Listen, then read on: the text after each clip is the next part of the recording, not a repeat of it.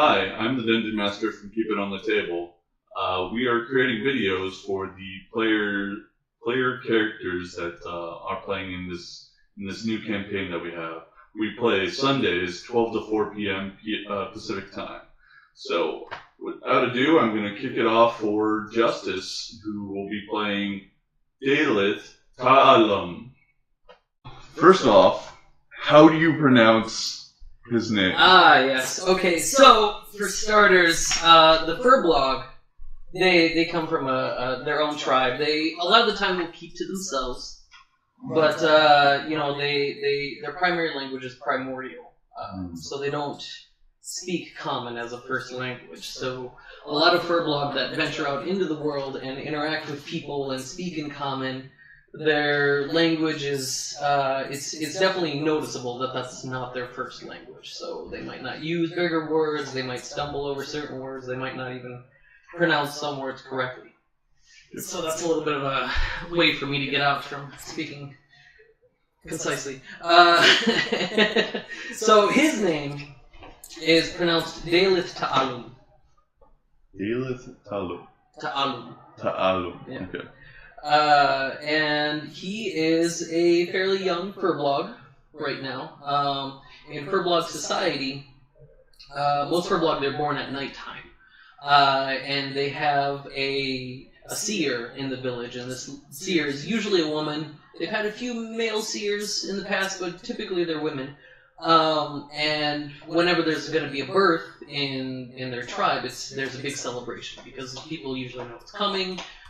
They know it's usually done at nighttime, so there's dancing, there's a feast, there's an actual ceremony, and then the seer will get up in front of the people and read the stars and tell the people tell all the other Firblogs the new addition to their tribe.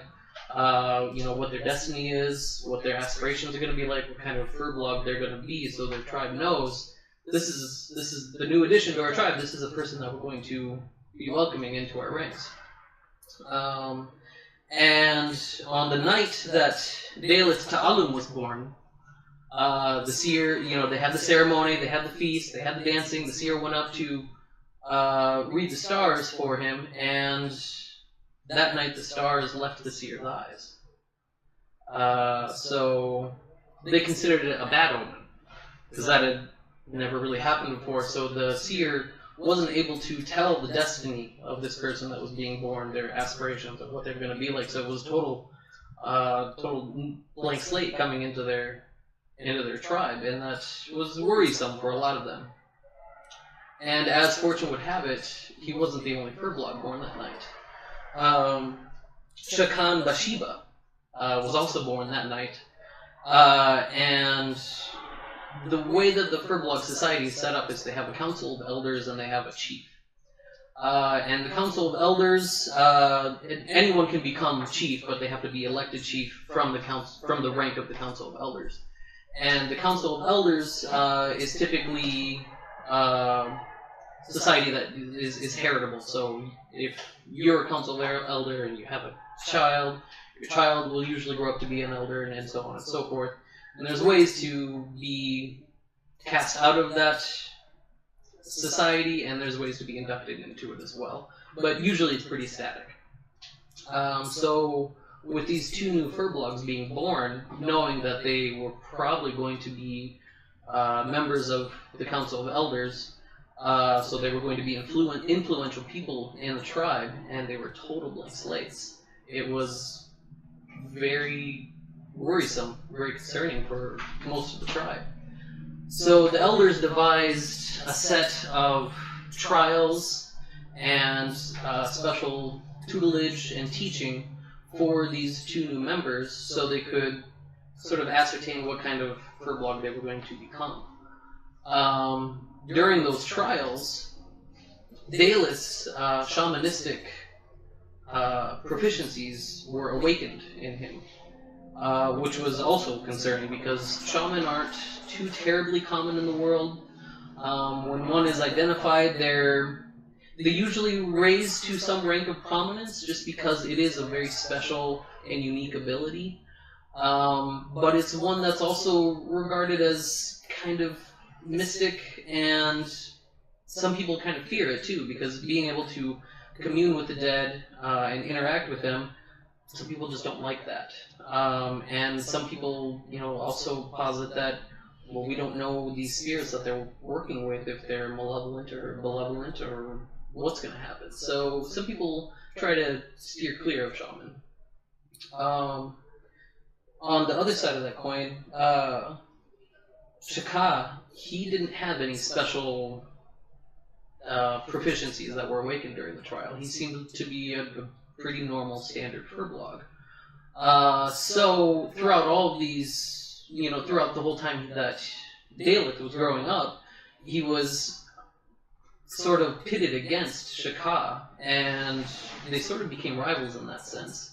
Because Då'Lith was the one that was just the son of a member of the elders. Shaka was the son of a chief. But Då'Lith seemed like he was likely going to rise to prominence because he had the special ability.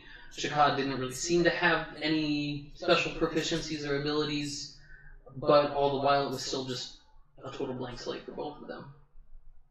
And in Firbolg society, the young Firbolg, they have to eventually leave the tribe and go out into the world to explore the world, so that way they better know their place in the world, but on a broader sense, so they know the tribe's place in the world. And on that day, it was the same day, obviously, for Då'Lith and Shaka, because it's on Firbolg's 15th birthday, is when they leave the tribe. And usually whenever Firbolg leaves the tribe, they stay out for a few years, anywhere from like 5 to 10 years typically. If you're the child of one of the elders, sometimes they stay out for a little bit longer, just because they need to soak in that much more experience, because they're probably going to be leading the tribe. So now it's been about 5 years that Då'Lith has left the tribe. He's 20 now. And he's still really learning a lot about his shamanistic abilities. He hasn't learned as much as he would have liked to by now, because it's difficult to track down shaman and learn about them, because they are sort of regarded as these entities in society that a lot of people want to steer clear from. So it's been difficult trying to get information, so that way he can sort of prove to his tribe when he does return that he's not this dangerous entity, that he has control over his abilities. And he's since heard that Shaka has actually returned to the tribe already, which is a little bit soon because it's only been 5 years, but not that unheard of. So Då'Lith knows that when he returns to his tribe, he's going to ultimately have to face Shaka and see, where that leads, why he may have returned early, what he learned on his travels as opposed to Då'Lith. And as it is right now, he's just kind of trying to live his life and learn things in the world, learn his place in the world. And that's kind of where Då'Lith is right now. Do you say that the life of a shaman is a little bit lonely, or shaman are loners, or do they get along well with other people? Yeah, by and large, it is kind of a lonely life. Not so much because people don't like to associate with shaman, but more because they have this ability that they're not really able to communicate with other people.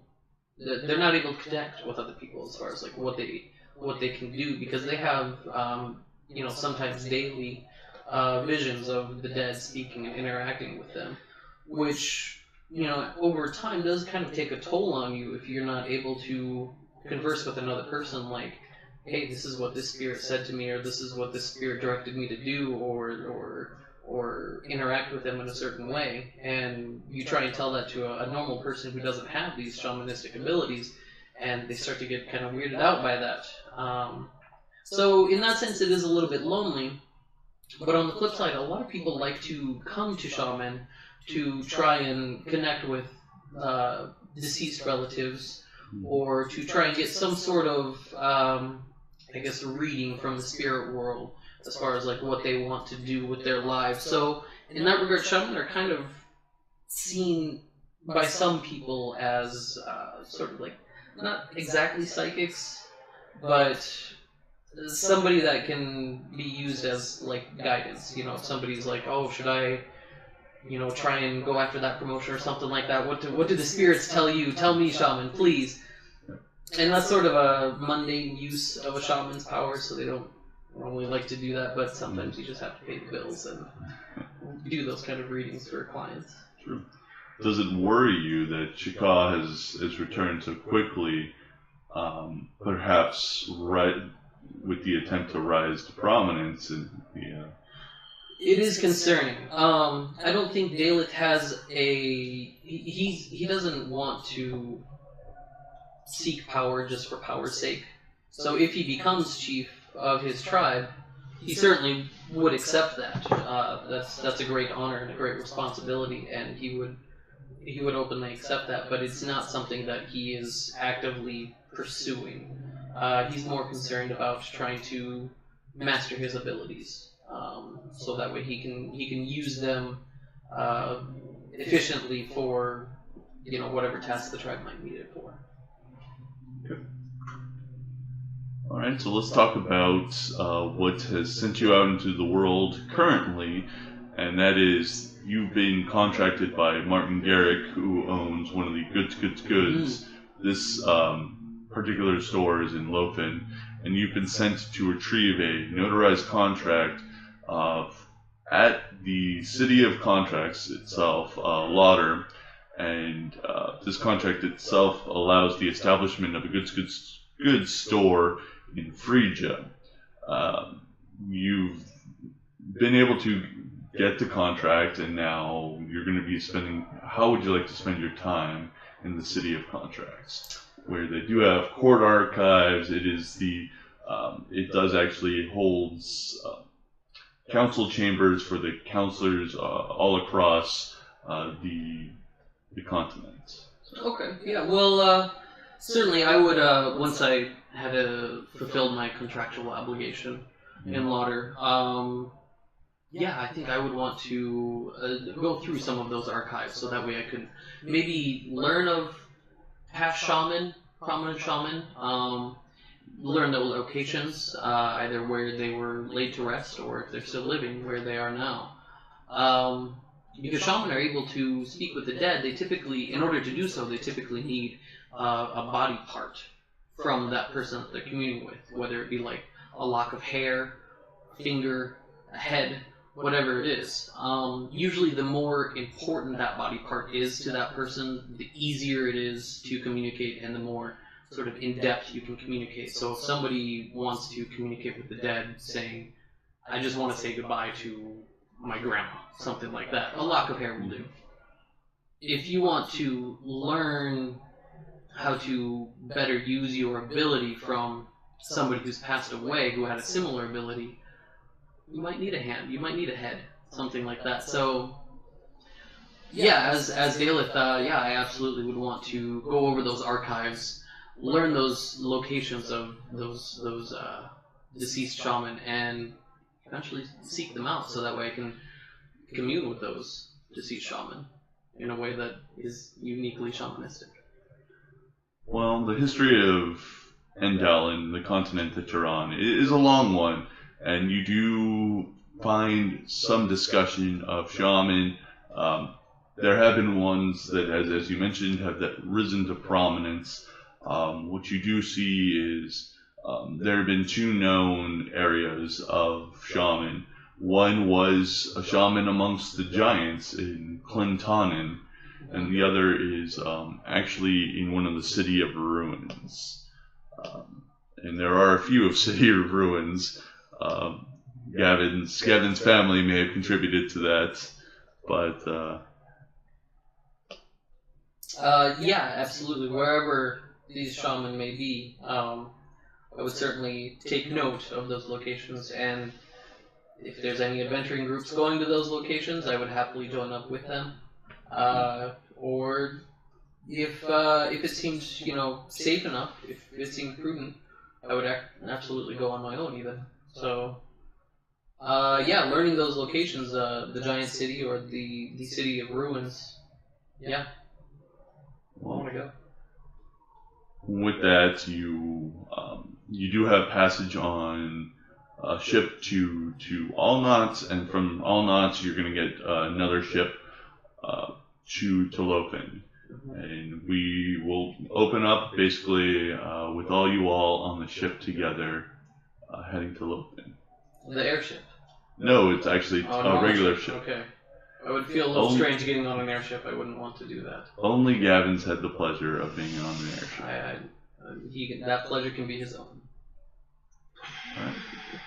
Alright, thank you. Perfect.